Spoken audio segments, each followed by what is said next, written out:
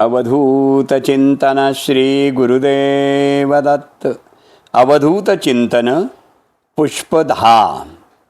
गुरुर्ब्रह्मा गुरुर्विष्णू गुरुर्देव महेश्वरा। गुरुः साक्षात् परब्रह्म तस्मै श्री गुरवे नमः। श्री गुरु शरणम। दासोपंतांची दत्तमूर्ती। दासोपंत आणि दत्तमूर्ती याविषयी एक रंजक आख्यायिका पुराण चरित्रात लिहिण्यात आली आहे। आपला समाधिकाळ जवळ येत चालला असल्याची जाणीव दासोपंतांना झाली।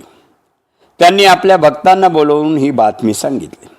सर्व भक्त अस्वस्थ झाले आणि त्यांनी आपले सानिध्य सतत जाणवत राहावे अशी काहीतरी वस्तू आम्हा सर्वांना करून द्यावी आणि मग वियोग घडावा अशी विनंती केली। भक्तांच्या मागणीप्रमाणे मग दासोपंतांनी नदीकाठातून शाडू आणायला सांगितला। मग स्वतः शाडूच्या माध्यमातून एक दत्तात्रयांची सुरेख मूर्ती बनवली। मूर्ती बनवल्यानंतर त्यांनी ती मूर्ती धान्याच्या कणगीत स्वहस्ते ठेवली आणि सर्वांना बोलावून सांगितलं की आजपासून ही मूर्ती 1 महिन्याने पितळाची होईल, 2ऱ्या महिन्याने पंचधातूची होईल, 3ऱ्या महिन्याने चांदीची होईल आणि 4थ्या महिन्याने सोन्याची होईल, 5व्या महिन्याने रत्नखचित होईल। या गोष्टीवर विश्वास ठेवा आणि 5 महिन्यानंतर ही मूर्ती बाहेर काढा। दासोपंतांनी हे म्हटल्यानंतर भक्तांचे समाधान झाले। काही दिवसात दासोपंतांनी त्यांची जीवन यात्रा संपवली आणि 2 महिने संपत आले असता भक्तगणामध्ये मोठी चुळबुळ निर्माण झाली।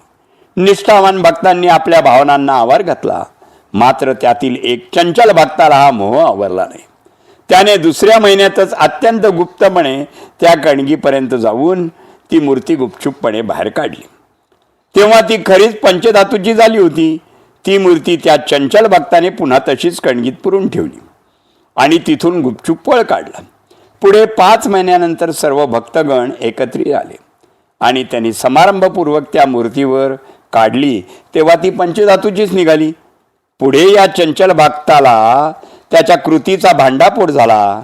दासोपंतांनी बनवलेली ती मूर्ती अत्यंत सुरेख आणि कोरीव, मनमोहक, आखीव आणि रेखीव आहे। ही एकमुखी दत्तमूर्ती आजही थोरल्या देवघरातील देवाऱ्यात पाहायला मिळते। भक्तांनी गुरुच्या वचनावर श्रद्धा आणि विश्वास ठेवावा।